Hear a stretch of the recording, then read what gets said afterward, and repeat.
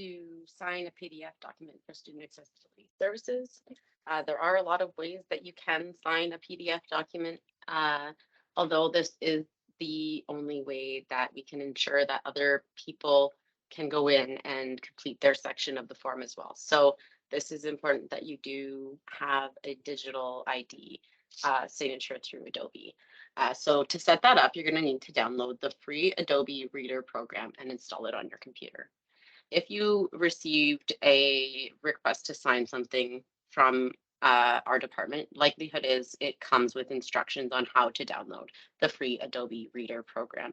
Although if you don't have the email and you want to download this program, you can just search Adobe Reader within Google or any search engine, and it is really easy to find. So I'm just going to click on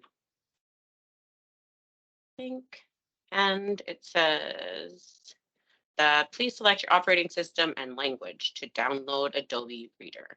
So my operating system, if you don't know this information, you can just click on the little gear in your Windows icon and then select system and then about. And this tells you information about your computer. So what you're going to need to know is the edition, which I'm running Windows 10 for education, and the system type, which this one's a 64-bit operating system. So once you have that information, you can go back to the download screen and select accordingly. English and the version, and then you can hit download. That'll just download the file to your computer, and then you can go through the installation guide, which is pretty self-explanatory.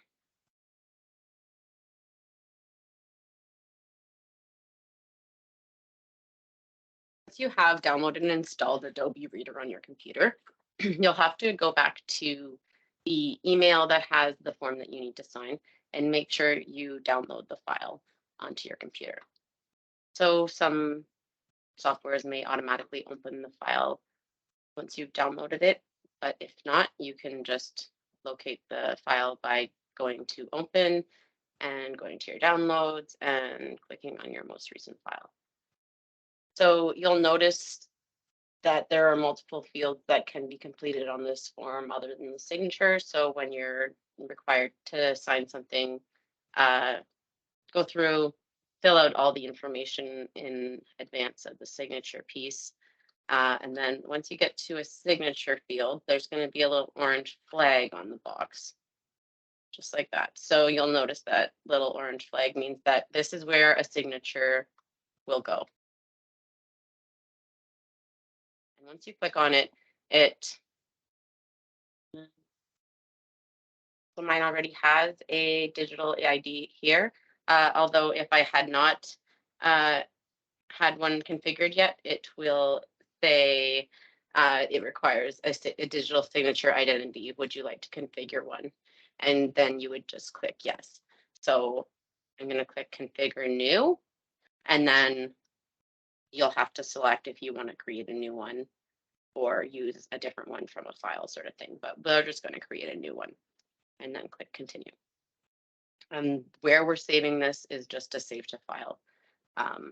You don't need to worry too much about any of that. Then you're just going to enter your name and your email, and then confirm that the location is actually where you are, which should be likely Canada and not United States.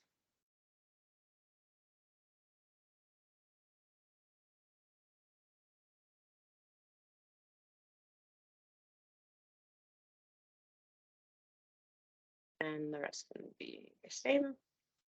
And then you're going to want to set a password for this. So every digital ID has a password attached to them, so you can't insert a new signature on a form without entering this password. So nobody can actually sign a form for you, like if they're using your computer.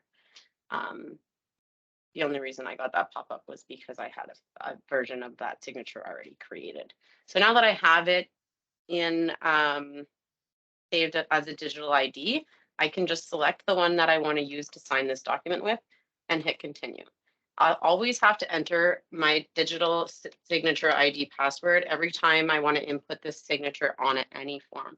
So that helps ensure that nobody signs for you without you knowing about it. Now you'll have to sign a new, or you'll have to save a new copy to your system that includes a new name for the file that is the signed version. This just doesn't overwrite the file. It creates a new file with the signed copy that you're going to send back to your consultant. So once you save that, you'll just go back to the initial email that you need to reply to and go to the paperclip, browse this computer for the file, insert the signed file, and send it back. And that's how easy it is to sign and submit a PDF signature.